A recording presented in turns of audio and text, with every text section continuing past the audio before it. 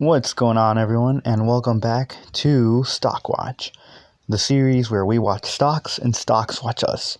So today we're going to be reviewing my most recent acquisition of VGT, or Vanguard Information Technology ETF. So as I alluded to in my previous video, I'm going to be shifting back to ETFs as they are much safer than just one-off stocks or individual stocks, and their yields are pretty high too. So for something that has a pretty consistent and high yield, I think that's just going to be a safer way to park my money and really watch it grow. So lately, I've been interested in the technology sector just because I've been seeing how it has the characteristic of it having the potential to grow so fast. In the same boat, though, it also has the potential to drop pretty fast. So it's a bit more volatile in comparison to other sectors, but this can be alleviated by investing in an index fund. This diversifies where your investment is allocated, and it makes it so that it's much less likely for you to lose your investment. So if you look at this ETF, again, it's consistent across 5 years, about 120% increase. And then over 1 year, it's about 37% increase, which is much higher than the S&P 500 or VU for Vanguard. So for 5 years, it's 53 and 17%. So, it's quite a big difference if you ask me. But again, as I was alluding to earlier, or mentioning earlier, this is due to the fact that the technology sector is just much more volatile. It can grow by a lot, but it could also drop by a lot. So VGT, I've been keeping an eye on for a while now, and since I just got paid, I was like, all right, so what's my stock that I'll get with this paycheck?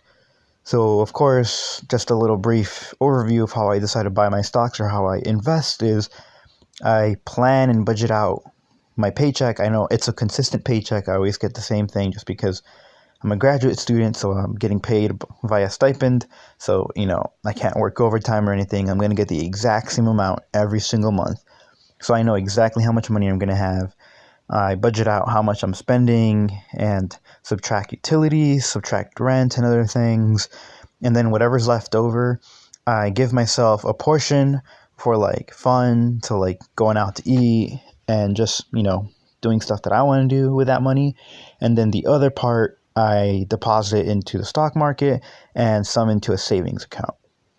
So usually I have enough to buy one stock, and today I chose to invest it in VGT just because I've been keeping an eye out on it for the past couple weeks, and I've seen how it's been consistently growing. And when I first started looking at it, but maybe it was 2 weeks ago, it was at $2.22. Now it's at $2.34, so it's gone up by about $12. And again, this stock has just been doing really good. Today, I bought it at $234.28, and I've already made back 43 cents. Sorry, I had a burp there. So, the P/E ratio is 26, so it's not that high or low. But either way, in ETFs, the P/E ratio is usually around 20-ish, which I was okay with. Not VYM. VYM didn't do too well today. But again, I'm shifting back to ETFs, and this is just an overview of VGT so that you can get a snapshot of when I bought it, how much it was worth, and we can check in again at some other time just to see an update, and y'all can make a decision based off of this if you want, or you can just have this as a reference point to see if my personal decision to buy this stock was worth it. You guys can decide that. But thank you for watching. If you have any questions, leave them down in the comment section below. If you have a particular stock you want me to give an overview on or just my opinion on, then feel free to leave it in the comment section and I'll consider doing a video for it. Thanks for watching and have a great day.